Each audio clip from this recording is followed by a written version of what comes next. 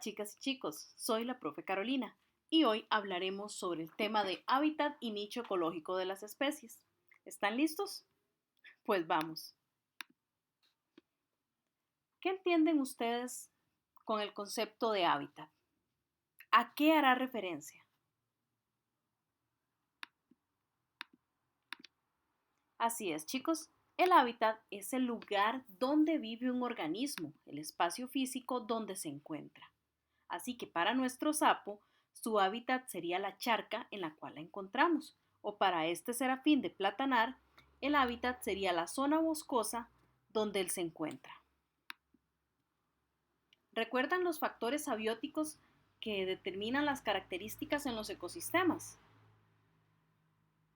Correcto. Entre ellos teníamos la luz, la temperatura, el agua, el suelo, que incluye el tipo de sustrato y los nutrientes. Bueno, ahora que ya sabemos qué es el hábitat y cómo se determina, analicemos el siguiente concepto, nicho ecológico. ¿A qué hará referencia esto? Bueno, este se puede definir como el papel o función que desempeña un organismo dentro de su ecosistema, como el caso de este pequeño cangrejo, que incluye su nicho ecológico, de qué se alimenta, cómo se reproduce, cuál es su hábitat, qué actividades tiene, quién lo depreda o cuál será su rango de vida. Volviendo con nuestro amigo el sapo, ¿cuál sería entonces su nicho ecológico? Correcto, son las acciones que realiza dentro de su hábitat, como alimentarse de insectos, huir de sus depredadores, colocar los huevos cerca de lugares húmedos, entre otras. ¿Y cuál sería entonces el nicho para esta abeja? Así es, polinizar. Son organismos polinizadores. Recolectan néctar, también defienden su colmena, buscan fuentes de alimento, entre otros.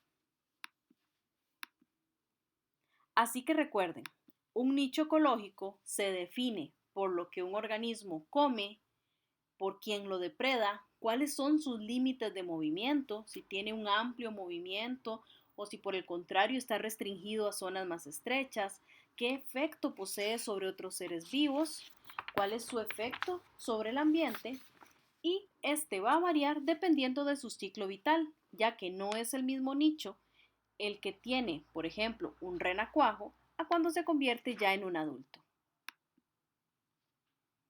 Importante. ¿Cómo distinguir entonces el nicho para no confundirlo con el hábitat? El nicho ecológico no es un espacio físico, es un concepto abstracto que implica todos los factores físicos, químicos, fisiológicos y bióticos que necesita un organismo para vivir. No es un espacio físico. Podría ser útil que consideren que el hábitat es la dirección, cuál es su casa, y el nicho ecológico su profesión, qué hace todos los días ese organismo para vivir. Entonces el nicho implica un rasgo de condiciones y recursos ambientales que afectan cómo se distribuye una especie. Por ejemplo, si hablamos de un mosquito, estos tienen un nicho ecológico sumamente amplio, ya que pueden movilizarse entre distintas temperaturas, distintas altitudes, para poder buscar las condiciones que más le favorezcan. Bien, como ya sabemos qué es el nicho, vamos a ver los tipos de nicho ecológico que existen. El primero es el nicho fundamental, que es el rango completo de condiciones donde un organismo puede vivir. Pero el nicho efectivo es la parte del nicho que realmente ocupa. Por ejemplo, si decimos que los venados pueden vivir en zonas montañosas, en zonas cercanas al nivel del mar, ese sería su nicho fundamental, pero el nicho efectivo sería donde realmente ellos se encuentren. Un elemento importante es el nicho solapado o traslapado. ¿Qué ocurre cuando varias especies comparten parte de su nicho? Esto quiere decir si tenemos dos especies de pájaro que viven en un mismo bosque y ambos se alimentan del mismo tipo de fruta. Al alimentarse del mismo tipo de fruta, el nicho se está solapando y esto puede generar competencia entre ambas especies, ya que en los ecosistemas los recursos suelen ser limitados. Un concepto importante es el de amplitud de nicho. Tenemos especies que tienen un nicho más generalizado y otro más especializado. Algunos organismos tienen un nicho más pequeño, que es lo que llamamos amplitud de nicho o tamaño del nicho. En el caso de los koalas, estos tienen una amplitud de nicho muy reducida, ya que ellos son altamente especializados en un recurso específico y sus rangos de tolerancia son más pequeños. Mientras que tenemos organismos que tienen un rango de tolerancia más amplia, es decir, un nicho más amplio. Son organismos más generalistas y pueden adaptarse fácilmente a más variedades de hábitat y a más tipos de recursos.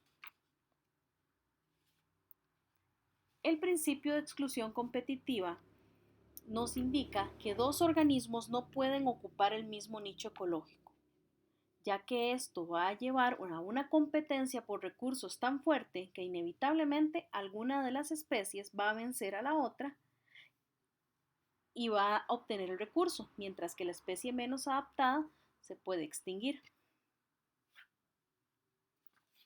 Veamos el siguiente caso.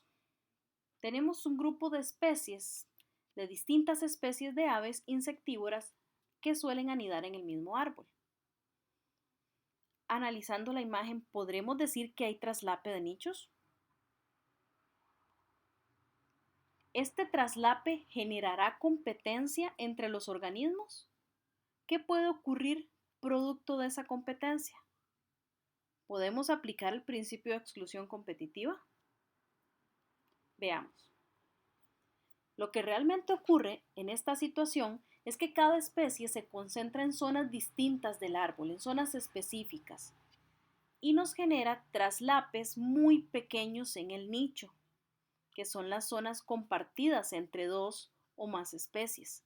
Como los organismos se dividen los recursos, la superposición o traslape de nicho se reduce y eso hace que se reduzca la competencia, permitiendo a todas las especies vivir ahí. Entonces, si volvemos a las preguntas, ¿el nicho se traslapa? Sí, en algunas especies hay traslape, pero el traslape es tan pequeño que la competencia se reduce. Así que los organismos se pueden dividir los recursos. Si el traslape de nicho fuera mayor, esta competencia podría generar presión para que las especies cambien de nicho o tengan que migrar. Otro concepto importante es el de fragmentación del hábitat. ¿Qué entienden por fragmentación del hábitat? Como se ve en esta imagen, la fragmentación ocurre cuando un hábitat es dividido por distintos agentes, como la presencia de carreteras, construcciones, sembradíos, incluso factores naturales como inundaciones o el caso de incendios. ¿Por qué es preocupante la fragmentación para los hábitats?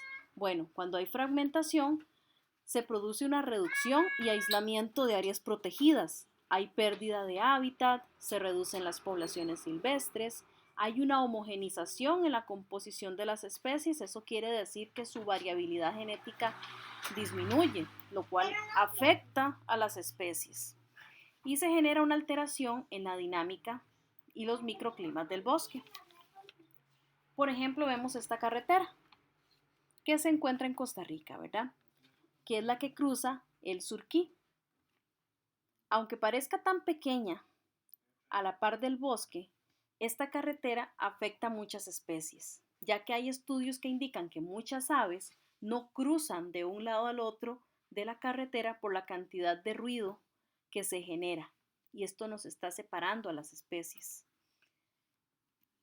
Otra manera en la cual afectan las carreteras es en el índice de atropellos.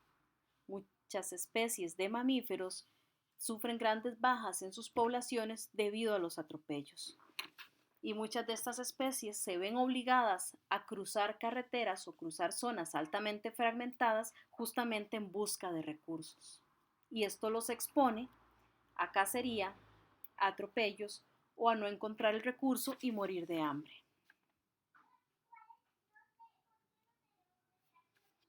Muchas gracias, chicos. Espero que haya sido de su agrado y cualquier consulta estoy para servirles.